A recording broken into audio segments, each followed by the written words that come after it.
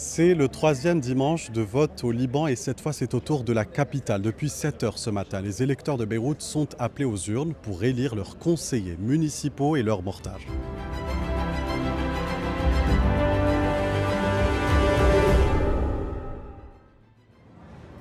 Nous sommes ici dans des quartiers emblématiques comme Ashrafi et Saifi ou encore Djemmeizeh, des lieux chargés d'histoire, marqués par les crises successives mais presque désert ce matin. La ville semble endormie, c'est le week-end, certains sont à la plage, d'autres en famille, et malgré les enjeux, très peu de monde devant les bureaux de vote, ici à Beyrouth.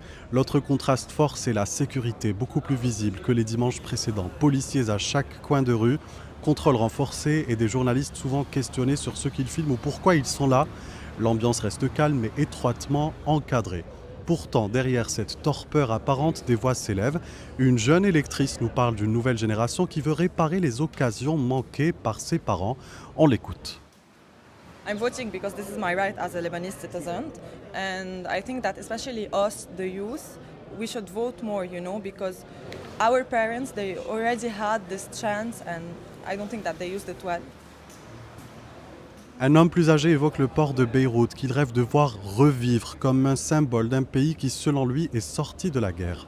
مرفق يشتغل مزبوط ويرجع يتعمر وكل شيء يرجع يتجلس، نحن طالعين من حرب ولو منا شعب شوي ماكن ما منضايقين، نحن بيوتنا نزلت على راسنا. Et une mère accompagnée de sa fille demande simplement qu'on laisse une chance aux candidats. Les Beyrouthins ont perdu espoir, dit-elle. Il faut un effort individuel et collectif.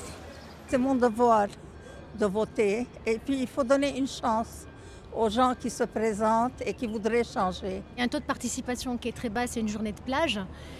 Ou on va avant d'aller à la plage ou au retour, on vient 1 heure plus tôt pour pouvoir voter. Il n'y a pas d'espace public, mais je vous dis, c'est un travail global. Il y a le civisme, il y a... moi j'ai vécu à l'étranger, donc du coup je suis assez sensible, mais voilà, c'est un effort. Des paroles donc glanées entre deux rues, dans une ville marquée par plusieurs problèmes mais toujours debout. On reste ici pour suivre l'actualité et cette journée pour parler bien évidemment à ceux qui votent et ceux qui ne votent plus.